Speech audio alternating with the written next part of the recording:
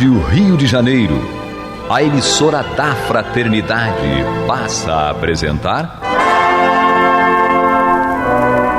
Luz na Penumbra, programa que leva ao seu coração a mensagem da doutrina espírita.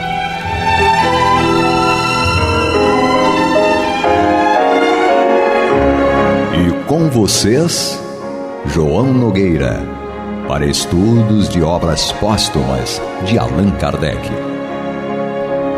Meus queridos amigos e irmãos, aqui estamos nós mais uma vez com muita alegria para a apresentação do estudo de obras póstumas, como disse o nosso Renaud, dentro do programa Luz na Penumbra. Todas as quartas-feiras, às 21 horas, de 21 às 21h25, nós temos esse estudo do livro Obras Póstumas. E que convidamos a todos vocês a participarem através das ondas amigas da nossa Rádio Rio de Janeiro, em 1400 kHz AM, a emissora da Fraternidade, também pelo site radioriodejaneiro.digital. Bom, nós estamos estudando em Obras Póstumas o capítulo Constituição do Espiritismo. Estamos no texto que fala sobre os cismas. O cisma é a divisão, né? Todo lugar, as pessoas às vezes perguntam assim, mas dentro do movimento espírita tem cisma, tem divisão, tem separação? Meus irmãos, nós estamos num planeta de provas e expiações, onde a grande maioria dos espíritos encarnados e desencarnados ainda são muito atrasados. Somos muito atrasados ainda. Então, uma das características que nós, espíritos ainda atrasados, temos é o chamado egoísmo, é a vaidade, é a prepotência. E que isso, né, do egoísmo derivam todos os males, dizem os espíritos superiores lá no Livro dos Espíritos. E nós, então, temos essa coisa do se não for de acordo com o que eu penso, está errado. Eu sou o dono da verdade e o restante, mesmo que a gente não fale. Muitas pessoas acham que por conhecerem um pouco o determinado assunto já conhecem tudo. E eu posso afirmar para vocês, longe está aquele que diz que conhece tudo de realmente conhecer tudo, mas muito longe. Quem conhece um pouco da doutrina espírita, mesmo conhecendo bastante da doutrina espírita, ainda está longe de realmente conhecer a doutrina espírita. Então, é por isso que Kardec vem colocando aqui a respeito de 3 tipos de pessoas, não é, que fariam com que houvesse esses cismas. Um é aquele que é porque é ignorante, outro é porque é vaidoso e o outro porque realmente quer dividir. Então, são 3 tipos que a gente tem que ficar alerta quando a gente tem, principalmente, um encargo, não um cargo, mas um encargo de direção em alguma instituição espírita. Estamos falando numa rádio que prega o espiritismo na sua grande maioria dos programas, né? Na grande programação da Rádio Rio de Janeiro é dedicada à pregação da doutrina espírita, do Evangelho de Jesus, da doutrina espírita. Então, nós temos aí essa questão de ainda estarmos ligados, principalmente com relação à vaidade, a querermos que a nossa opinião ela prevaleça em detrimento dos outros. Mas é preciso que nós, primeiro, tenhamos a humildade de reconhecer que nós não sabemos. A frase de Sócrates, ou atribuída a ele, é só sei que nada sei. E aí a gente complementa, quanto mais sei que nada sei. Quanto mais a gente aprende, mais vê que tem muita coisa para aprender. Há mais coisas entre o céu e a terra do que supõe a nossa vã filosofia, já dizia William Shakespeare. E nós, então, temos que ter essa humildade, pelo menos de reconhecer que não sabemos, de reconhecer que ainda precisamos estudar muito para conhecer um pouco. Mas é isso, a gente verifica que aquela pessoa que acha que conhece a beça, conhece muito, conhece demais, às vezes ela está pecando em muitos pontos. Então, fiquemos alertas. Os dirigentes das casas espíritas precisam ficar alertas e quando houver a detecção de um elemento, de uma pessoa, de um cidadão, enfim, de um participante da casa com esse tipo de atitude, chamá-lo à parte, como Jesus orienta, chama ele entre você e ele e conversa e mostra na doutrina onde é que ele está incorrendo em erro. Ele é bem-vindo ali no centro, mas é preciso que entenda que acima de nós, acima de todos nós, independente de sermos presidentes, diretores, supervisores, coordenadores, do que quer que seja, ou apenas participantes do grupo espírita, que acima de todos nós está, em primeiro lugar, Jesus, e abaixo de Jesus ali Allan Kardec. Então nós precisamos entender e falar como Emmanuel falou para Chico. Se um dia eu disser algo contrário a Jesus e Kardec, me esqueça e fique com Jesus e Kardec. Então, a gente não está nem perto de Emmanuel, quanto mais perto de Kardec e muito menos perto de Jesus. Então, vamos entender que, como dizia o nosso querido Camões, cessa tudo quanto a antiga musa canta, que um poder mais alto se alevanta. Jesus é esse poder mais alto, é o nosso guia e o nosso modelo. Se nós estamos realmente numa atividade espírita e nós percebemos dentro de nós que nós estamos ali por vaidade, refaçamos os nossos planos, refaçamos a nossa posição, o nosso jeito de ser, de agir. Vamos estudar mais e vamos olhar mais para dentro de nós para reconhecer exatamente essas questões. Vamos então dar continuidade à leitura desse capítulo Constituição do Espiritismo, dos cismas. Kardec então diz assim: se alguns de seus adeptos vierem afastar-se, é que se acreditarão capazes de fazer coisa melhor. Se realmente fizerem algo melhor, ela se esforçará por fazer outro tanto. Se fizerem coisa má, deixará que a façam, certa de que, cedo ou tarde, o bem sobrepuja o mal e o que é verdadeiro predomina sobre o que é falso. Esta a única luta em que se empenhará. Ele está falando, claro, daqueles que buscam fazer com que a doutrina espírita ela se esparja, se espalhe. Quando nós percebemos que uma pessoa está fazendo a coisa certa, a coisa boa, que bom, vamos falar com essa pessoa, faça mais, se esforce para fazer mais, e eu vou me esforçar para também fazer mais. Se nós virmos uma pessoa fazendo uma coisa má e nós pudermos chamar, como disse há pouco, para conversar e alertar para essa coisa má, ótimo. Se não, deixa ela de lado, deixa a pessoa de lado para poder ela refletir e um dia ela com certeza vai se modificar, porque nada fica eternamente negativo. Tudo evolui para o chamado positivo.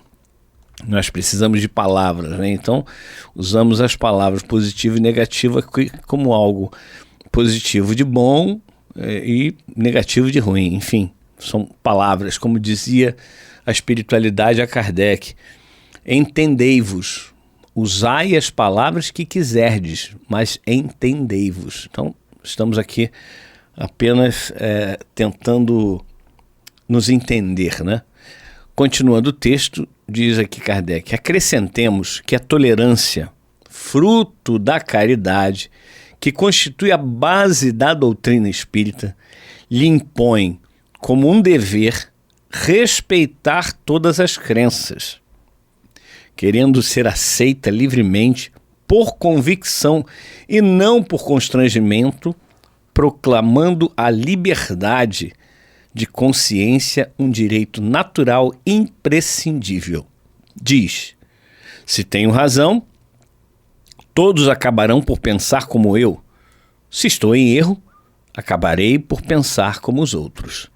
Em virtude destes princípios, não atirando pedras a ninguém, ela nenhum pretexto dará para represálias e deixará aos dissidentes toda a responsabilidade de suas palavras e de seus atos. Então, Kardec aqui nos alertando que, sim, existem cismas dentro do movimento espírita, como existem cismas em todos os movimentos do planeta, pois, como já falamos no início, nós estamos num planeta de provas e expiações e, como tal, somos espíritos ainda endividados, espíritos ainda ignorantes de muitas coisas, e nós, então, temos que aplicar isso aqui o tempo todo na nossa comunidade.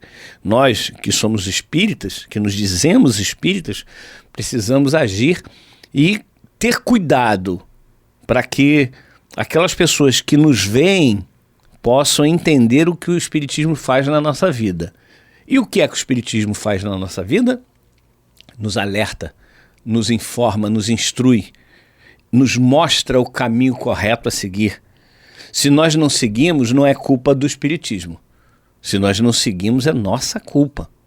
E aí a responsabilidade é muito grande, porque quem não conhece o Espiritismo, o que nós, como humanidade, fazemos é quando vemos uma pessoa que se diz: eu sou cristão, eu sou budista, eu sou shintoísta, sou isso, aquilo, nós vemos as atitudes da pessoa, olhamos as atitudes da pessoa. Se eu não conheço o cristianismo e uma pessoa se diz cristã e está fazendo um monte de coisas de errado, eu digo: o cristianismo não presta, o cristianismo não serve para mim. Tem uma passagem, uma página de Huberto Roden, do livro De Alma para Alma, que é muito interessante, que eu vou falar daqui a pouco. Mas antes, lembrar para vocês que nós estamos na Rádio Rio de Janeiro, em 1400 kHz AM, a emissora da Fraternidade, também pelo Rádio Rio de Janeiro.digital, e daqui a pouco entra no YouTube também a programação, e fazendo aqui o estudo do livro Obras Póstumas dentro do programa Luz na Penumbra. Estamos no capítulo Constituição do Espiritismo, estamos lendo o parágrafo que fala sobre os cismas, as divisões, e vamos dar continuidade. Eu falava antes de lembrar para vocês que estamos no programa Luz na Penumbra, estudando Obras Póstumas, de uma página do Roden. E essa página trata do seguinte: Roden nos fala, no livro De Alma para Alma, nos fala de um colonizador, na época da colonização aqui no Brasil, na terra que não era chamada de Brasil ainda, é claro. E o colonizador chega para o cacique e fala: cacique, venho trazer o evangelho de nosso Senhor Jesus Cristo. Aí o cacique diria: você vem de onde as pessoas se matam, onde há guerras, onde há fome, de onde as pessoas se desprezam umas às outras? E cita um monte de coisas que na época acontecia e acontece hoje em dia, Nós estamos vendo aí na Europa, a guerra da Rússia com a Ucrânia, a invasão da Rússia na Ucrânia, e é uma guerra. E então o cacique, ele vira para o colonizador e diz assim, fala isso: você vem dessa terra que tem isso, isso e isso, fala um monte de coisas erradas que aconteciam na Europa naquela época. E então ele diz assim: olha, não dou licença para você pregar o evangelho do Cristo aqui. Vai e cristianiza primeiro os teus conterrâneos. Depois eu dou licença para você vir. Então a gente fica muitas vezes apenas na palavra. Esquecemos de aplicar o Evangelho de Jesus, esquecemos de aplicar a doutrina espírita em nossas vidas. Então é por isso que nós temos que ter muito cuidado quando nós, por exemplo, botamos um adesivo no nosso carro. Eu sou espírita. E as pessoas vão olhar para você, para as tuas atitudes. Você tá fazendo o quê no carro, no trânsito? O trânsito é muito complicado. É muito complicado. As pessoas se estressam, as pessoas fazem coisas erradas no trânsito, né? E aí acaba a pessoa olhando e falando, esse aí é espírita, olha o que ele está fazendo. E xingando, etc e tal. É assim. Então nós precisamos ter muito cuidado, né? Tem uma frase que a gente repete sempre, que é muito importante. Andar com Jesus no peito, que é aquela coisa de colocar uma camisa escrito Jesus, meu mestre, meu senhor, sou espírita, etc e tal, mas a frase é, andar com Jesus no peito é fácil. Quero ver ter peito para andar com Jesus. É isso. Então vamos aqui dar continuidade à leitura, que diz o seguinte: a verdade absoluta é eterna e por isso mesmo invariável. A verdade verdadeira, digamos assim, a verdade de Deus, ela é invariável, ela não varia, ela não muda, porque ela é absoluta, é a verdadeira verdade. Continuando o texto, mas quem poderá lisonjear-se de possuí-la toda? No estado de imperfeição em que se acham os nossos conhecimentos, o que hoje nos parece falso pode amanhã ser reconhecido como verdadeiro, em consequência da descoberta de novas leis. E isso tanto na ordem moral quanto na ordem física. Contra essa eventualidade, a doutrina nunca deverá estar desprevenida. O princípio progressivo que ela inscreve no seu código será a salvaguarda da sua perenidade e a sua unidade se manterá exatamente porque ela não assenta no princípio da imobilidade. Olha que coisa, né? A gente estava falando exatamente dessa questão. Nós nos arvoramos em donos da verdade e a gente acaba tapando a possibilidade, né, bloqueando a possibilidade, melhor dizendo, de nós conhecermos melhor, de nós conhecermos mais.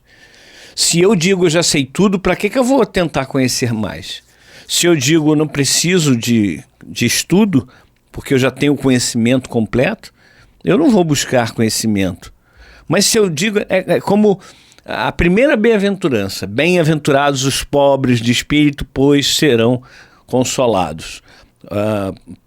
Nós temos ali Jesus falando em pobre de espírito, ou pobre pelo espírito, pobres pelo espírito, e numa tradução de Pastorino, mendigos do espírito, ou seja, aquele que busca a espiritualidade, que sente sua necessidade pela espiritualidade. Então nós precisamos sentir necessidade do conhecimento, precisamos sentir necessidade da aplicação desse conhecimento em nossas vidas, pois não adianta nada conhecermos e não aplicarmos em nossas vidas. Continuando o texto, esta, longe de ser uma força, se torna causa de fraqueza e de ruína para quem não acompanha o movimento geral. Quebra a unidade, porque os que querem avançar-se se separam dos que persistem em ficar atrás, mas acompanhando o movimento progressivo, cumpre fazê-lo com prudência e evitar ir de cabeça baixa ao encontro dos devaneios da utopia e dos sistemas. Cumpre fazê-lo a tempo, nem muito cedo, nem muito tarde, e com conhecimento de causa. Ou seja, não é qualquer coisa que a gente pode adotar. Nós temos que analisar se aquilo é bom realmente, se a consequência daquilo é boa, se aquilo é verdade, se não é uma fantasia, se não é uma loucura da nossa cabeça. Temos que ter critério, tranquilidade. Continuando o texto, diz: indiscutivelmente uma doutrina assente sobre tais bases tem que ser forte, em realidade, capaz de desafiar qualquer concorrência e de anular as pretensões dos seus competidores. Aliás, a experiência já comprovou o acerto desta previsão. Tendo marchado sempre por esse caminho desde a sua origem, a doutrina avança constantemente, mas sem precipitação, verificando sempre se é sólido o terreno onde pisa e medindo seus passos pelo estado da opinião. Há feito como um navegante que não prossegue sem ter na mão a sonda e sem consultar os ventos. Está aí o término desse texto, em que nós percebemos que Kardec está colocando com muita tranquilidade que aqueles que não querem continuar na coluna dos espíritas, né, dentro do movimento espírita, não querem continuar com o espiritismo, que possam ir para onde quiserem, como quiserem.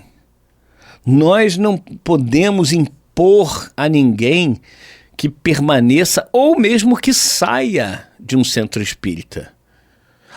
Apenas temos que tratar todas as pessoas com fraternidade, com acolhimento. Isso é muito importante. Nós precisamos acolher as pessoas, principalmente naqueles centros mais volumosos, digamos, com mais pessoas frequentando.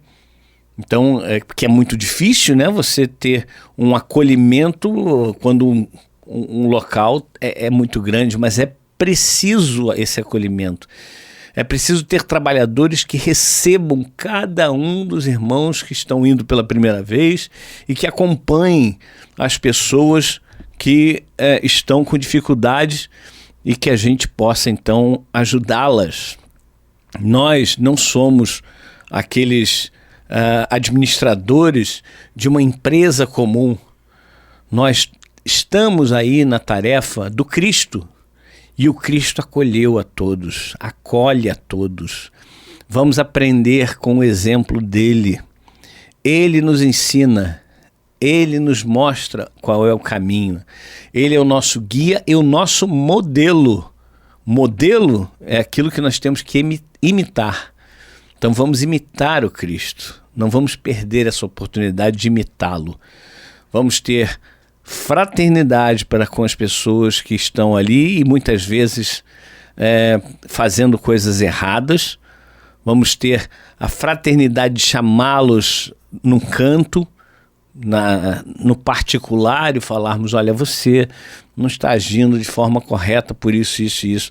Aí Jesus diz: se te ouvir, ganhaste o teu irmão. Se não te ouvir, chama mais alguém e fala com esse mais alguém para essa pessoa.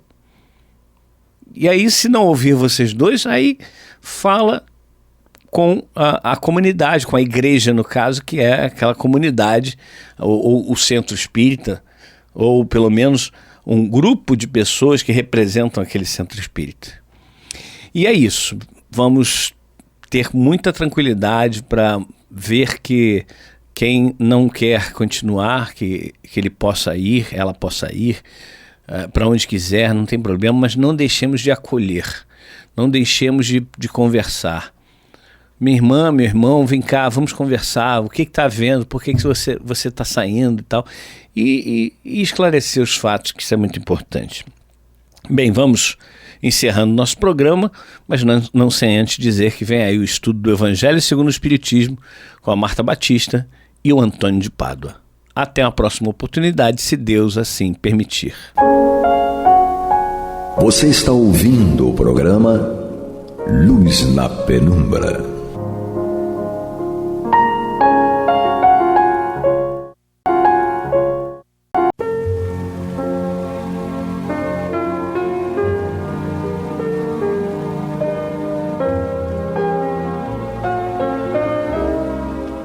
Rádio Rio de Janeiro está levando ao seu lar e ao seu coração a mensagem consoladora da doutrina espírita, através do programa Luz na Penumbra.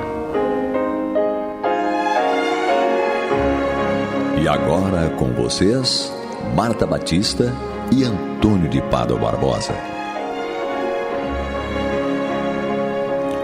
Olá, amigas e amigos ouvintes. Nós estamos chegando aos seus lares através do programa Luz na Penumbra, no qual nós desenvolvemos o estudo do Evangelho segundo o Espiritismo de forma sistemática. Nós estamos estudando o capítulo 5, Bem-aventurados os aflitos. E hoje nós vamos desenvolver os itens 29 subsequentes que tratam do tema o sacrifício da própria vida. Quer dizer, ou seja, vamos falar do suicídio. E para realizar essa tarefa temos, como todas as semanas, a nossa presença querida do Antônio de Pádua Barbosa. Vamos dar um alô para ele e pedir que ele reflita conosco sobre a questão do suicídio, que são perguntas feitas por Kardec e respondidas por São Luís. Olá, Antônio. Olá, Marta. Nós vamos dar continuidade hoje a esses temas mais, vamos dizer assim, tristes, né? É verdade. Trazidos por São Luís, conforme nós estudamos no programa anterior. Então, o sacrifício da própria vida, né? A gente, em princípio, lê o título e pensa que é a pessoa que vai sacrificar a própria vida em proveito de outro, né? Mas isso é um tema para outra pergunta. Neste caso aqui, está sacrificando a própria vida de uma forma que, vamos dizer assim, seja um terceiro responsável pela sua morte, porque não tem coragem de cometer o suicídio. É um tema complicado. Vamos ver a pergunta de Allan Kardec. Aquele que se acha desgostoso da vida, mas não querendo abreviá-la com suas próprias mãos, será culpado se procurar a morte num campo de batalha com o propósito de tornar útil a sua morte? Veja bem, a pessoa está pelas tampas com a vida, quer se matar, mas não tem coragem. Aí inventa de se alistar no exército para ir para a batalha, para lá acabar sendo morto na batalha e ainda vai sair de lá como herói. Ou seja, quer usar a sua covardia como motivo para a glória. Isso. Aí é complicado. O ser humano não é fácil, Marta. Que quer medalha para covardia. Sem dúvida. O cara é covarde, porque não tem nem coragem de se matar. Quer dizer, o suicídio, no caso, pode ser até um ato de covardia. A gente não sabe o motivo que ele está querendo suicidar, mas pode ser um ato de covardia. É covardia dobrada porque nem tem coragem de cometer o ato. Aí arranja um jeito de ser morto por uma batalha e ainda sai de lá como herói. Aí fica difícil. Pô, né? Vou te contar. Nós humanos não somos fáceis, cara. Mas vamos lá. Resposta aqui de São Luís, Paris, 1860. Que o homem se mate ele próprio ou permita que outrem o mate, o objetivo é sempre de abreviar a vida, havendo por conseguinte suicídio intencional, se não de fato. É ilusória a ideia de que sua morte servirá para alguma coisa. Isso não passa de pretexto para colorir sua ação e desculpá-lo aos seus próprios olhos. Se ele desejasse seriamente servir a seu país, procuraria viver para defendê-lo e não morrer, visto que morto de nada mais lhe serviria. Muito bem, se o cara quer defender sua pátria, tem que ficar vivo para defender a pátria. E não continuar. Morrer. O verdadeiro devotamento consiste em não temer a morte, quando se trata de ser útil, em afrontar o perigo, em fazer de antemão e sem pesar o sacrifício da vida, se for necessário, mas buscar a morte com a intenção premeditada, expondo-se a um perigo, ainda que para prestar serviço, anula o mérito da ação. Ou seja, pela doutrina espírita, ele zerou o processo, continua sendo um suicida. Isso. Eu acho que ainda é agravado, porque o fato de ele ter feito uma outra pessoa tornar-se um assassino. Com certeza. Mas induziu a outro. O outro a ser um assassino. Né? que dependendo das circunstâncias pode levar o outro até a ficar com remorso de ter feito aquilo, entendeu? E, às vezes eles faziam isso com duelo, desafiavam para um duelo e não agia bem para ser morto no duelo. Isso. Geralmente o camarada que era traído e era desafiado no duelo, então ele ia para o duelo e não se defendia de fato para ser morto no duelo, para sair como herói, não sair como enganado, digamos assim. Você vê as coisas que antigamente aconteciam, Marta, não são mole, né? É verdade. Agora, a gente percebe, né, que por mais artimanha que o homem queira, né, fazer para se livrar, porque está sempre querendo se livrar da culpa, né? Os espíritos, né, Deus, evidentemente, né, sabe, porque o que determina tudo é a intenção. Então isso é muito interessante, né, Antônio? Porque você vê, a intenção do espírito não vai ser coberta, vai ser revelada. E é por ali, pela intenção, que alguém pode ser condenado ou também pode ser até salvo. Porque existem situações, né, que a gente vê no livro Céu e Inferno, que o espírito tem a intenção, mas uma intenção positiva, né, não de suicídio, evidente, né, são outras circunstâncias. E ele, então, avaliado pela intenção boa, ele se livra de muitas expiações. Sem né? dúvida, tudo é função do que a gente intenta fazer. Ou seja, são as coisas que estão no nosso sentimento, Isso. no nosso coração, que vai até o nosso pensamento antes de nós agirmos. Então não vale simplesmente o que você fez, o que você agiu, mas sim o que você pensou e sentiu. Claro. O motivo pelo qual você foi fazer isso. E só você sabe, só você e Deus sabe. Porque você não tem como esconder a sua vibração de Deus e dos espíritos que estão acompanhando o processo. Então, você não tem como esconder. Você pode esconder dos seus pares aqui. Claro. Mas de Deus e dos espíritos você não consegue esconder. Sem então, dúvida. isso... Pena que nem todas as pessoas têm o interesse ou a facilidade de ler essas coisas. Para entender, para buscar outra solução para os seus problemas que não seja essa da morte. Exatamente, com certeza. O cara resolveu o problema do suicídio, quem sabe num outro capítulo aqui do livro encontrar um consolo, encontrar uma resposta para as suas perguntas, né, através da doutrina, que evitem que você vá tomar essa decisão tresloucada, né, do próprio suicídio ou de um suicídio driblando as circunstâncias para enganar a si próprio. É verdade. Então, e assim, né, até também para que você cresça um pouquinho, moralmente falando, e você perceba que você jamais vai enganar a Deus. Porque isso é tão básico, né? É básico, né? Mas o que está acontecendo, Marta?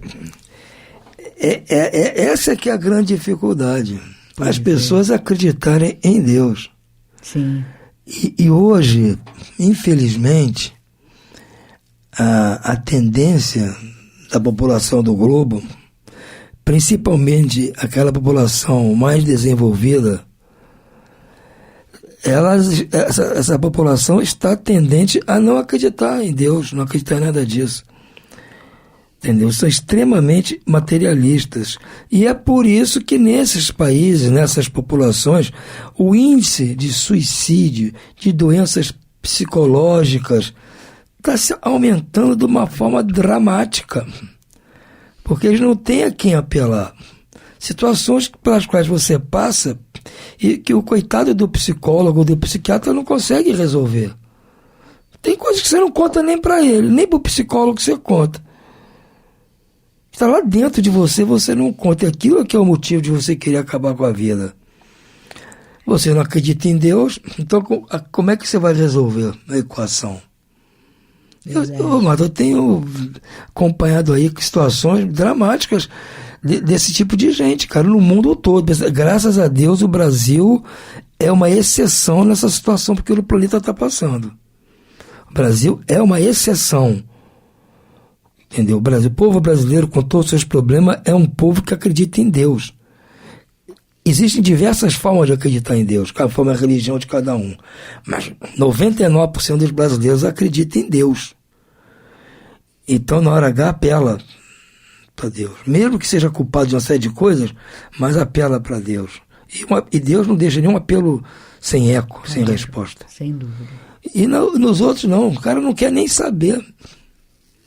Entende? Então, eu estou vendo isso com muita tristeza. E acontecer isso aí nesses países, eu não acho difícil acontecer, não. Por que você acha que um camarada vira mercenário? Exércitos hoje de grandes países não são mais exércitos de conscritos, cara convocado, serve o exército, ou se alista. Não, o exército é um exército de mercenários. Gente que é paga para ir lá lutar. E essas pessoas, às vezes a intenção é justamente essa. Não tem nada a perder, vou para a luta lá.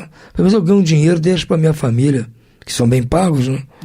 Se eu morrer, não tem problema, eu quero morrer mesmo. Se eu matar alguém, também não tem problema, eu não acredito em Deus, não acredito em nada, matar ou morrer, tanto faz. Não se espante não, mas isso está acontecendo hoje no planeta. Essas coisas que a gente sente, essa vibração horrível pelo qual o planeta está passando, dá nesses pensamentos aí complicados. Há 100 e tantos anos, Santo Agostinho já alertava, olha pessoal, não vai nessa que não vai resolver. Mas eles não querem, primeiro acreditar em Deus, não querem acreditar. Entendeu? Porque também eles querem acreditar num Deus que resolve instantaneamente todos os seus problemas. Como nós sabemos que não é assim. Claro. Deus não vai resolver os seus problemas. Deus vai dar força a você para você resolver os seus problemas. Vai dar compreensão a você, entendimento a você perceber o que levou você a estar passando por esses problemas. Aí você vai entender o que você fez, o que você está passando, e vai ver, puxa vida, eu vim assim, foi aqui que eu errei, deu essa consequência. Então eu tenho que fazer isso para mudar. E isso Deus vai lhe ajudar. Mas Deus não vai acabar com os seus problemas, seria injusto. Ele vai acabar com o problema de todo mundo, então, para ser justo. Claro. Ele acaba o problema daqueles que querem acabar. Pedem a Deus misericórdia, reconhecem que estão errando, se não sabem em que erraram, reconhecem que erraram de alguma forma, pedem ajuda, auxílio, resignação, coragem para resolver os problemas. E aí, consegue resolver, Deus resolve tudo, resolve grande parte. Mas para isso tem que acreditar em Deus. E essas pessoas não acreditam. Eu tenho pessoas que moram, meus amigos, que moram no exterior, me narram fatos que realmente a pessoa a pessoa que acredita em Deus nesses países fica com medo de dizer que acredita em Deus nas rodas de amigos, que é olhado assim de banda, esse cara é um ignorante, um boçal, acredita em Deus. A pessoa fica até com vergonha, Marta, dizer que acredita em Deus, e vai dar nisso. Exatamente, aí cai, né, nesse desespero, porque quando se vê diante de dilemas insolúveis, né, aparentemente, ele não sabe a quem apelar, né? Já na outra pergunta, Kardec falou o seguinte: se um homem se expõe a um perigo iminente para salvar a vida a um de seus semelhantes, sabendo previamente que sucumbirá, pode o seu ato ser considerado suicídio? Já é um caso diferente, né? Isso. A pessoa sabe que pode morrer naquela ação, mas é para salvar a vida de alguém. Quantas vezes a gente vê isso aí? Salvar a vida faz isso toda hora, porque nem sempre... Ele não tem certeza que se jogou na água para salvar alguém, que ele vai voltar. Que ele vai voltar. O bombeiro, quando entra na chão para salvar alguém, não sabe se vai voltar. Ele não tem certeza que vai morrer, mas ele não tem certeza que vai voltar também, né? É verdade. Então diz ele aqui de São Luís: desde que não haja intenção de buscar a morte, que é o caso, estou falando, não há suicídio, mas apenas devotamento e abnegação, mesmo com a certeza de que morrerá. Mas quem pode ter essa certeza? Quem poderá dizer que a providência não reserva um meio inesperado de salvação para o momento mais crítico? Não poderia ela salvar mesmo aquele que se achasse diante da boca de um canhão? Muitas vezes a providência quer levar à prova da resignação até o último limite, e então uma circunstância inesperada desvia o golpe fatal. Então, mais uma vez, aquilo que você falou, vale a intenção. Ele está com a intenção de salvar a vida, não está nem dando conta do seu risco, do risco que está correndo. Então, mas quem sabe lá, na hora H, salvam-se os dois. Entendeu? Então, e às vezes ele vai sucumbir, mas ele precisa passar por aquele tipo de morte. Ele ali está resgatando alguma coisa antiga do passado em que ele provocou morte de alguém desonrosamente. Agora ele vai ter que ter uma morte honrosa para limpar o passado. O passado, Então, nós não temos noção desses meandros. A gente não tem acesso a isso. Então, por isso é que nós temos que aceitar que tudo pode acontecer e não ficar julgando, nem deixando e falando o que deixa de falar. Porque a gente não sabe a circunstância de cada um, de cada momento que levou aquilo. Sem dúvida. Entendeu? Então, mais uma vez, estou repetitivo, mas é isso. A doutrina espírita que nos dá essa base de entendimento. Já no último item 31, proveito dos sofrimentos para outrem. Pergunta Kardec. Os que aceitam os seus sofrimentos com resignação, por submissão à vontade de Deus e tendo em vista a felicidade futura, não trabalham apenas para si mesmos? Poderão tornar seus sofrimentos proveitosos para os outros? Bem, São Luís nos responde aqui. Esses sofrimentos podem ser de proveito para outros, material e moralmente. Materialmente, se pelo trabalho, pelas privações e pelos sacrifícios que tais criaturas se imponham, contribuem para o bem-estar material de seus semelhantes. Moralmente, pelo exemplo que elas oferecem de sua submissão à vontade de Deus. Esse exemplo de poder da fé espírita pode induzir os infelizes à resignação e salvá-los do desespero e de suas funestas consequências. Então é válido, se você se sacrifica em benefício de outras pessoas, se sacrifica moralmente, passa por dificuldade, aceita esses sacrifícios, dores ou até tormentos que passa resignadamente. Como ele diz aqui, tanto é bom materialmente para aquelas pessoas a quem você quer beneficiar, como moralmente, que você está dando um exemplo. Isso é o mais característico que tem são os pais em relação aos filhos. Né? Enquanto os pais se sacrificam de todas as horas, material, econômico, financeiramente, moralmente, de tudo quanto é jeito, para dar bem-estar aos filhos. Então, tanto dão bem-estar material, como dão exemplos de resignação, de acatamento às determinações da vida. Então, nisso aí, há um proveito. O sofrimento tem um proveito. O que ele, na pergunta que Kardec fez, que está dizendo, é que a pessoa não pode fazer isso com a intenção de no futuro se beneficiar desses sacrifícios. Tem que fazer naturalmente. Fez o que queria fazer, o bem dos outros. Não está visando, não, eu vou me sacrificar aqui pelos meus filhos, por não sei quem, porque depois eu vou ganhar méritos, Não tem nada a ver. Você está fazendo aquilo que é o certo. De repente você está só mas retribuindo algo que lhe foi feito antes. Você não está fazendo nada a mais. Você está apenas retribuindo aquelas pessoas que você está beneficiando hoje, coisas que você recebeu no passado e foi ingrato.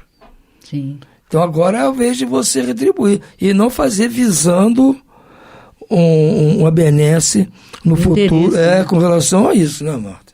Com certeza.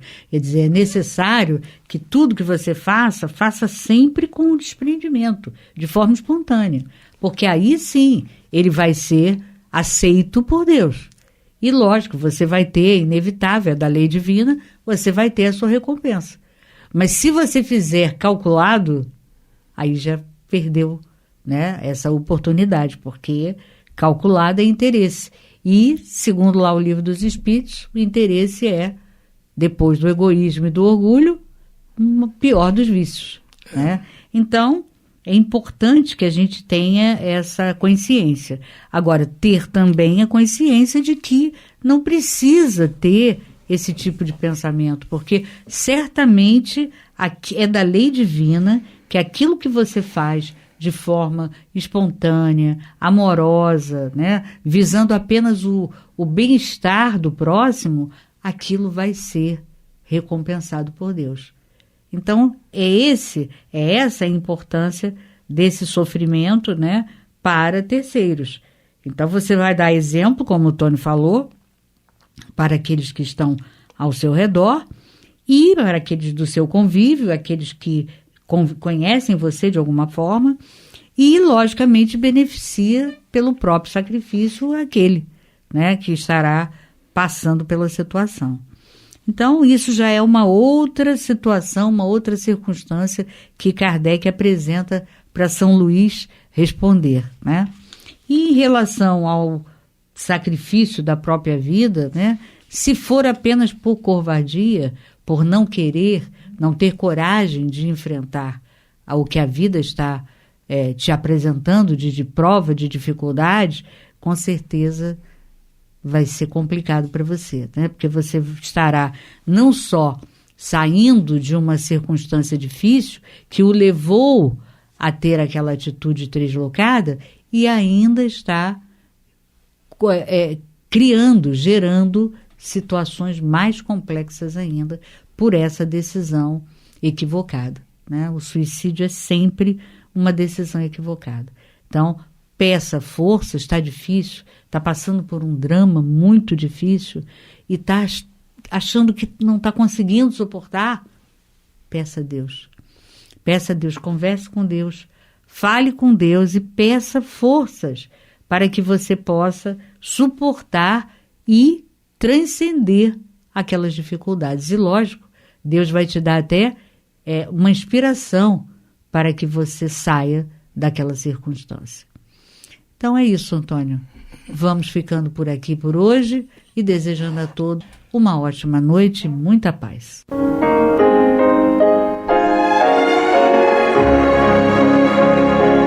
E vamos ouvir agora a prece de encerramento de nosso programa, na voz de Geraldo de Aquino.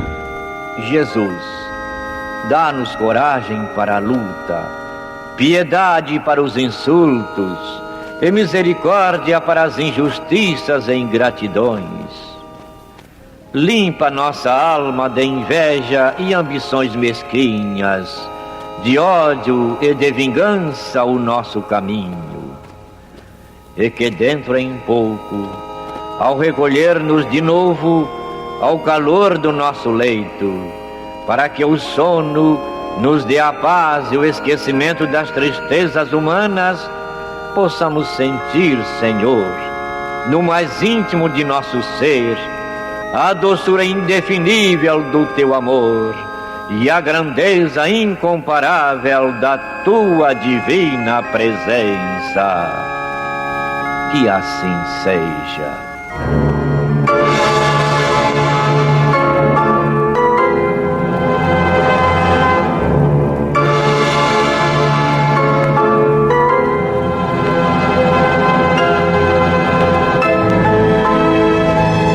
Acabamos de apresentar o programa Luz na Penumbra, que voltará a ser apresentado amanhã às 21 horas nesta emissora.